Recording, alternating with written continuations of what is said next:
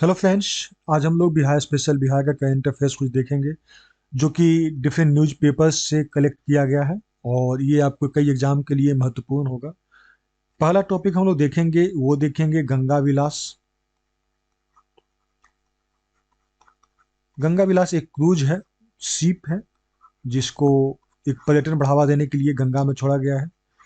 दूसरा हम लोग देखेंगे वो है बिहार राज्य फसल सहायता योजना।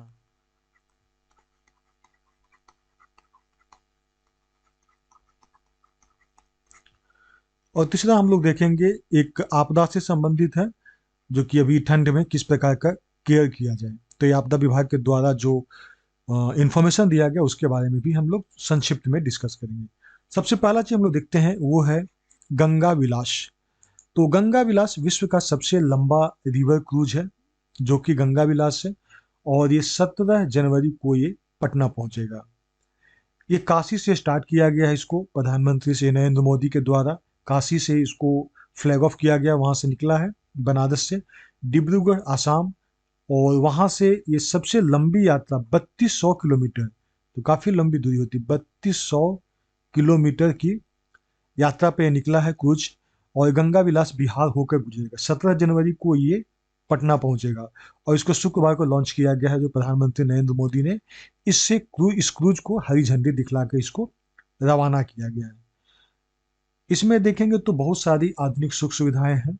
और इसमें हम लोग देखेंगे तो इस क्रूज के जरिए पर्यटकों को हमारी साझा संस्कृति, आध्यात्म, गौरवशाली इतिहास, इन सब का परिचय होगा, क्योंकि ये शिप जो है डिफरेंट डिफरेंट प्लेसेज पे ये रुकते हुए जाएगी और एक लंबा सफर ये तय करेगी। तो यहाँ पर देखें कि बिहार में 6 स्थान पे ये रुक रहा है। कहाँ कहाँ रुक रहा है तो क्रूज देखें तो 15 जनवरी को बिहार के बक्सर में पहुंचेगा, 16 जनवरी को चिरांद छपरा में पहुंचेगा, 17 जनवरी को पटना, और 18 जनवरी को सिमरिया, 19 जनवरी को मुंगेर, 21 जनवरी को सुल्तानगंज, 22 जनवरी को बटेश्वर नाथ भागलपुर। और इसमें जो है टोटल 32 विदेशी पर्यटक हैं जो कि स्विट्जरलैंड के हैं। और टोटल मिला के इसमें देखा जाए तो 39 यात्री इसमें सफर कर रहे हैं। और ये क्रूज जो है बनारस से चल के भारत एवं बांग्लादेश के बीच में टोटल 27 रिवर सिस्टम, 27 नदी प्रणाली है, उससे पार करते हुए ये 3200 किलोमीटर की दूरी तय करते हुए 51 दिनों में डिब्रूगढ़ आसाम पहुंचेगा। तो एक काफी लंबा डिस्टेंस तय किया गया। शुरुआत कहाँ से हुआ है? काशी, और ये पहुंच रहा है फिर डिब्रूगढ़ आसाम में। इसमें जो मुख्य रूप से डाटा आपको ध्यान रखना है कि 3200 किलोमीटर का इसका डिस्टेंस है। 51 दिन के लिए 51 दिन इसमें समय लगेगा। टोटल 39 यात्री है, जिसमें कि 32 जो है वो स्विट्जरलैंड से है। और ये जो है 27 रिवर सिस्टम को पार कर रहा है, 27 नदी प्रणाली को। 18 अत्याधुनिक सूट्स मनोरंजन के लिए गीत और इस संगीत का व्यवस्था है। 40 क्रू मेंबर्स की सेवा में लगाए गए हैं। 3200 किलोमीटर का तय यात्रा करेगा 50 दिन में। मुख्य मकसद क्या है? सांस्कृतिक, आध्यात्मिक और गौरवशाली इतिहास, जो कि भारत का इतिहास है, उसका परिचय जो विश्व के अलग अलग देशों से जो सैलानी आएंगे उनको करवाया जाएगा।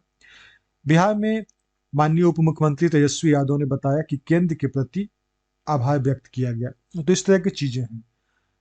तो ये विश्व का जो सबसे लंबा रिवर क्रूज है, इसको भी ध्यान में रखना है। ये विश्व का सबसे लंबा रिवर क्रूज है, क्योंकि ये रिवर से यहाँ पे चूंकि समुद्र से नहीं पार कर रहा है, ये रिवर क्रूज से जो कि नदी से होते हुए पार कर रहा है, जिसमें कि टोटल 27 रिवर सिस्टम को इसमें ट्रैक किया है। इसका रूट हम लोग देखेंगे तो ये बनारस यहाँ से शुरू हुआ है, गाजीपुर पटना होते हुए बटेश्वर नाथ, बटेश्वर स्थान, फिर जाएगा कोलकाता, और फिर ये बे ऑफ बंगाल होते हुए फिर ढाका जाएगा। ढाका था चिलमरी, गुवाहाटी, मजूली, और फिर डिब्रूगढ़ असम में पहुंचेगा। ये उसका रूट है। हम लोग देख चुके हैं कि ये 3200 किलोमीटर का दूरी तय करेगा और ये समय लेगा 51 दिन। हम लोग टोटल 39 इसमें देख लिए कि यात्री हैं, जिसमें कि 32 को है स्विट्जरलैंड का, और टोटल 27 जो है वो रिवर सिस्टम है, जिससे वो पार करेगा। तो इन सब चीज़ों को हम लोग ध्यान में रखना है। और बिहार में 6 जगह से ये पार कर रहा है, 6 स्थान से पार कर रहा है, जिसमें कि बक्सर, छपरा, पटना, सिमरिया, मुंगेर, सुल्तानगंज, कहलगांव, ये सब जगह। वहाँ पर जो जिस जिस चीज़ के लिए वहाँ पे फेमस है, वहाँ पर रुका जाएगा, उस सब चीज़ों को वहाँ पर दिखलाया जाएगा।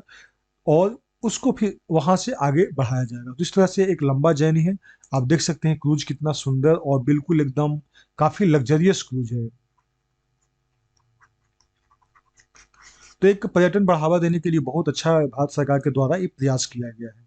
तो इन सब डाटा को मुख्य मुख्य जो डाटा है उसको आप लोग याद रखिएगा। दूसरा हम लोग देख रहे हैं बिहार राज्य फसल सहायता योजना। तो ये रबी फसल के लिए 2022-23 के लिए निकाला गया है।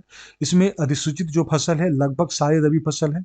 गेहूं हो गया, मकई हो गया, मसूर हो गया, अरहर, चना, ईख, सरसों, आलू, प्याज, ये सारी रबी फसल है। इन सबको बिहार राज्य फसल सहायता योजना के अंतर्गत इसको इंक्लूड किया गया है। पहला क्या है, ऑनलाइन इसको आवेदन किया जाएगा। उसके बाद में इसमें जो रैयत और गैर रैयत, आंशिक रूप से रैयत और गैर रैयत, माने तीन रैयत को यहाँ पे किसान को तीन भाग में डिफाइन किया गया है। एक रैयत, दूसरा हो गया गैर रैयत, और तीसरा हो गया अर्ध रैयत यानी आंशिक रैयत। तो देखिए, रैयत का मतलब हो गया किसान जो इसका जमीन है वो जो उस पर फसल बोता उगाता है। दूसरा हो गया कि गैर रैयत, वो उसका जमीन नहीं है किसी और का। अब एक आंशिक है कि उस पे अंश रूप से उस पे है कब्जा। तो इस तरह से तीनों कैटेगरी में इसको डिवाइड किया गया है। और इसके लिए आपको जो मुख्य डॉक्यूमेंट जरूरत पड़ेगा वो पड़ेगा एलपीसी, जिसको कहते हैं लैंड पोजीशन सर्टिफिकेट।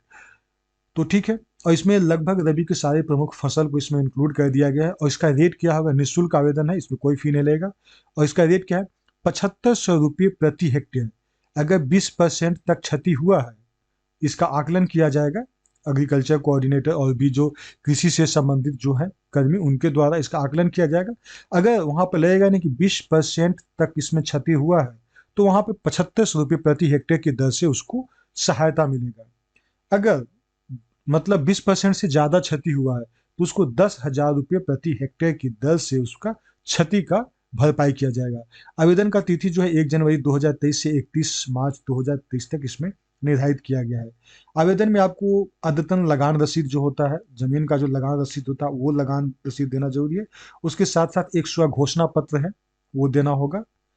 और उसके अलावा एलपीसी जो होता है, लैंड पोजीशन सर्टिफिकेट, वो उसमें देना होगा, जो कि भू स्वामित्व प्रमाण पत्र कहते हैं। तो वो सब देना होगा। तो ये सारे डॉक्यूमेंट्स देने के बाद में आप इसको अप्लाई कर सकते हैं। और उसके बाद में जो ये जो प्रोसीजर है, इसके तहत जो बिहार राज्य फसल सहायता योजना के तहत जो है क्षतिपूर्ति दिया जाएगा। तीसरा हम लोग देखते हैं जो कि अभी शीतलहर का प्रकोप काफी बढ़ गया है, और ऐसे में कुछ चीजों को ध्यान रखने के लिए एडवाइजरी, एक तरह से सलाह जो है बिहार राज्य आपदा प्रबंधन प्राधिकरण द्वारा इसको दिया गया है। और आपदा में क्या होता है, आपदा में होता है कि हमें पहले बचाव करना पड़ता है, और उसके बाद का जो चीज़ है, क्योंकि हम आपदा पे पूरे कंट्रोल हमारा होता नहीं है। इसमें बहुत सारी चीज़ें हैं, इसको आप लोग देख लीजिएगा कि सारी चीज़ों को हम लोग कैसे ठंड में ध्यान रखा जा रहा है। और जगह जगह जो है हर अंचल में और हर ब्लॉक में, प्रखंड में, वो इसको अलाव वगैरह भी जलाया जा रहा है, जो कि अलग अलग इसके लिए प्राधिकार नियुक्त हैं। और आपदा विभाग के द्वारा से काफ़ी लोगों को मदद किया जा रहा है। कई जगहों पे जो सामाजिक कल्याण विभाग या फिर जो सोशल सेक्टर है, उन लोग की तरफ से कंबल वगैरह का भी वितरण किया जा रहा है। तो इस तरह की चीज़ों को देखा जाए तो शीतलहर से, ठंड से बचाव हेतु जो बिहार राज्य आपदा प्रबंधन प्राधिकरण, इसके द्वारा एडवाइजरी ये जारी किया गया है। तो आज का हम लोग मुख्य रूप से यही तीन टॉपिक देखें। Okay, thank you.